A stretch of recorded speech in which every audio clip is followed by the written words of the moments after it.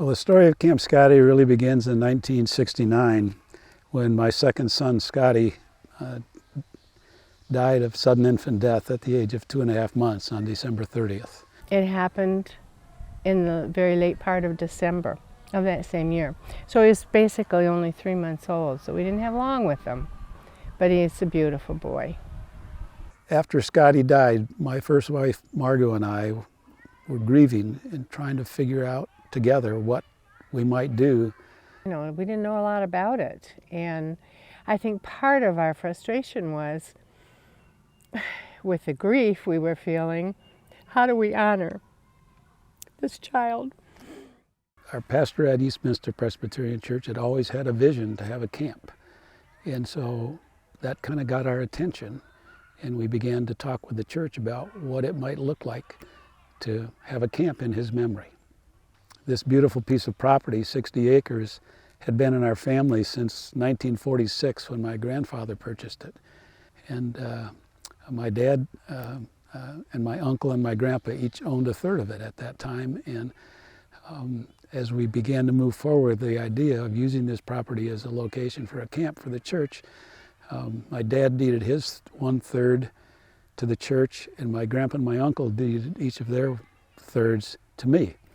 And so then we deeded the 2/3 to the church. So that was, I think, in 1973, Eastminster acquired this property through the gifts from our family. My parents decided that they would donate the money to build a retreat center.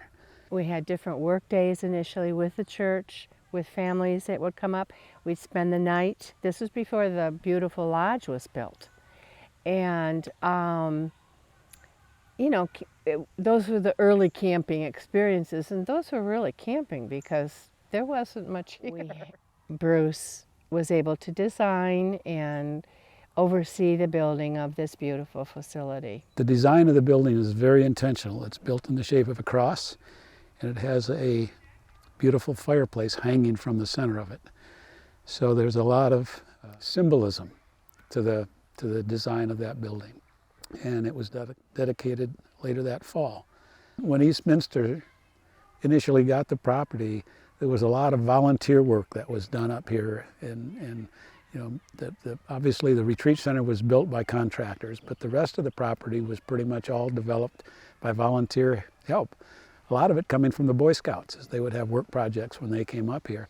But the church would have work projects, and I can remember the railroad tie steps that went down to the lake. I helped lay those steps in my younger years. And just you know, the clearing of paths, the identifying of species of trees, and it was just all volunteer work that the church did, and it was just gradual and came a little bit at a time,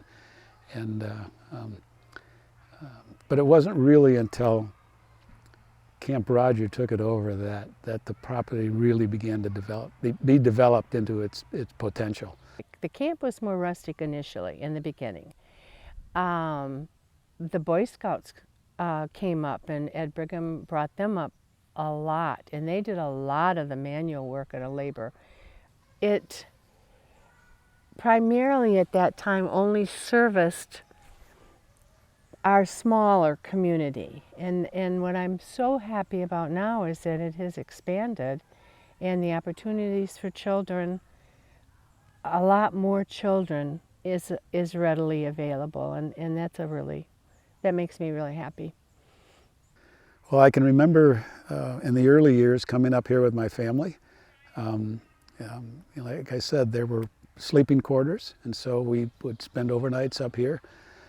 Probably the most vivid memory is that the church did a pig roast up here.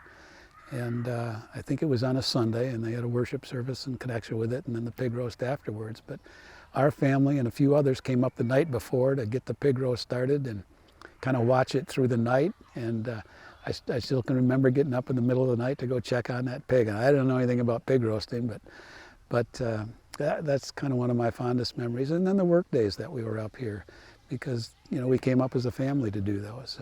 But we as a family used to come up here and go cross-country skiing. And Literally, as some of the trails we went down today, I kept saying, oh, we used to ski that trail. There was only the one outbuilding that was initially here. But we just went by today the chapel, and once the minister passed away, Ed Brigham, that was built in his honor, and it's as beautiful today as it was. This was a very special place for him. And I can remember doing worship services up here and dedicating that chapel, and just fond memories of kind of those incremental steps as the camp developed, and rarely came up here by myself. It was mostly as a family. So, but as time went on, we moved to another church and kind of lost track of what was happening with the property. Eastminster Presbyterian's congregation aged and their finances shrunk, and they reached a point where they could no longer take care of it, and so they just stopped doing repairs and maintenance on it, and it went into disrepair. Last time I was up here, it was in disrepair. Camp Scottie was not it wasn't really in working order, so it wasn't being used, and that was sad. Well, once we discovered that Eastminster Church had let the property go into disrepair, we began to look for another steward.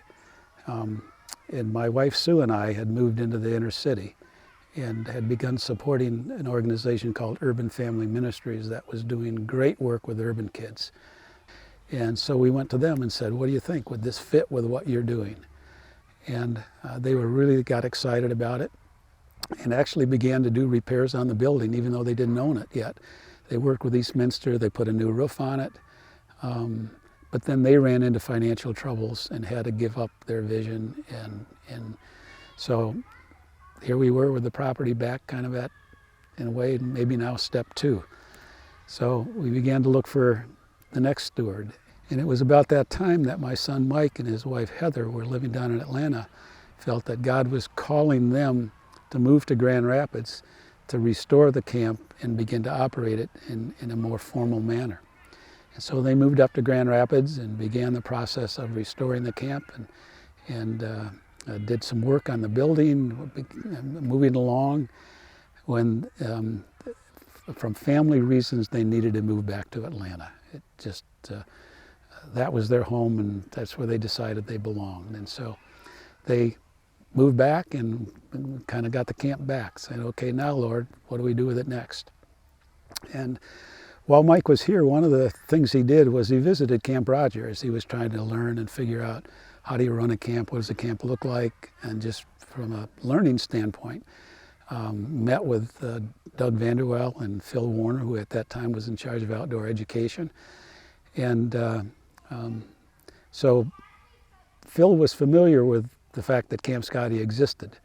And Sue had volunteered at the Pregnancy Resource Center several years before that, and worked with Phil's wife, Connie.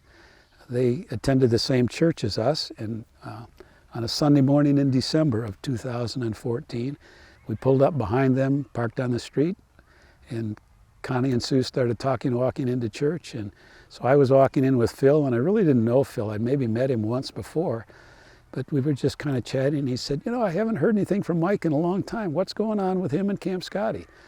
And so I kind of told him that Mike had gone back to Atlanta and that we were looking for someone to transfer the ownership of the camp to.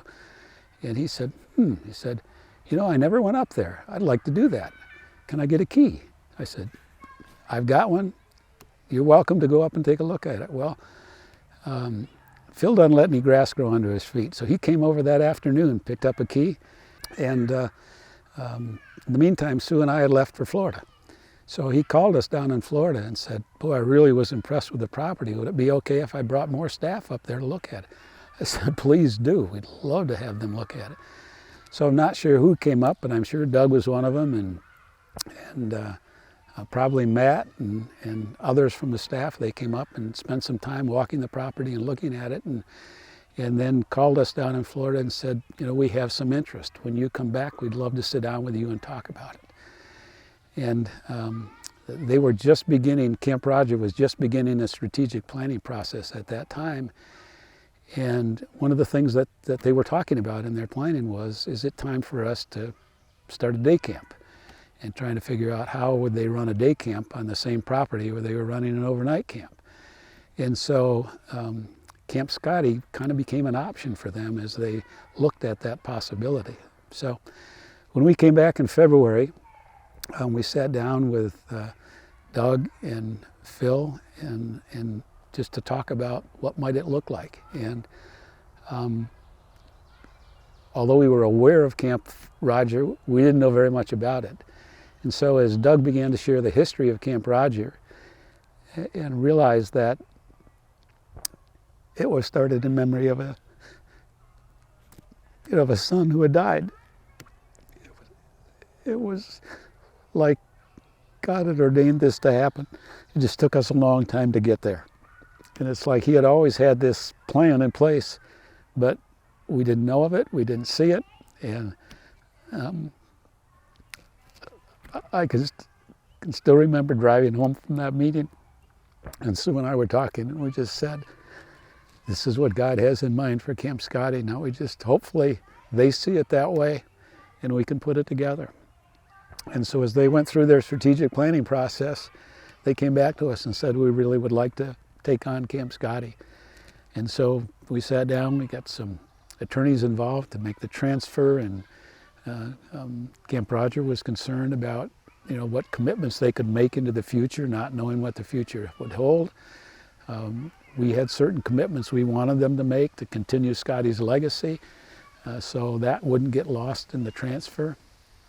And it was really just a very amicable and friendly negotiation as we talked about both of our needs and came to an agreement whereby we were able to give the property to Camp Roger.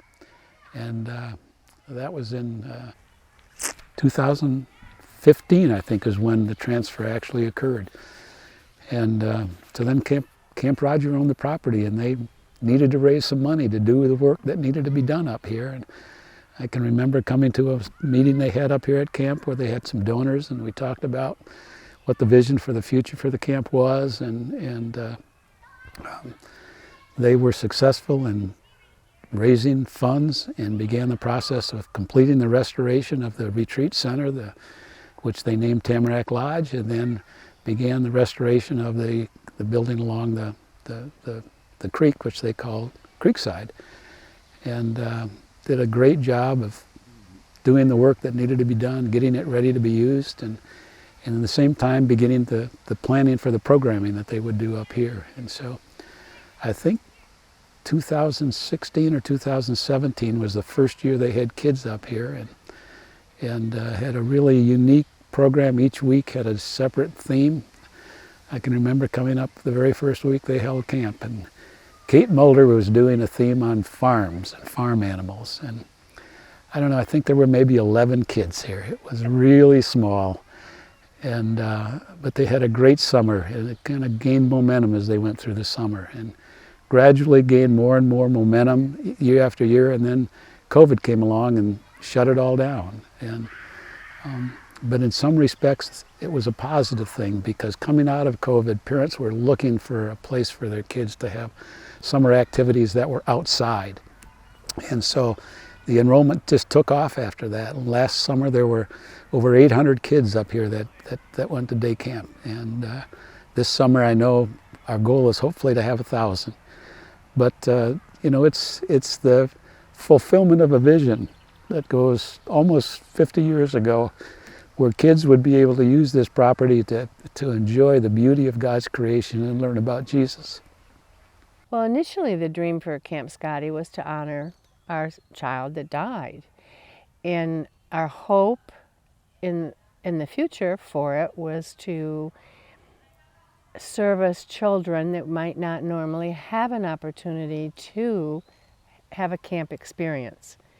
And I think that, that it was important for us to be able to broaden that, which I think today it is. I think the fact that it's reaching the number of children it is today is just a real tribute. I said as we drove over here, I'm not sure who has more fun here, the campers or the counselors, because it's a happy place.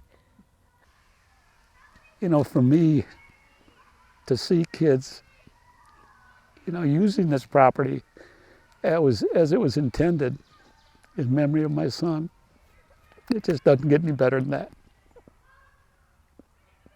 The plaque on the wall when the building was dedicated that sits in Tamarack Creek says, "The light of a child never goes out."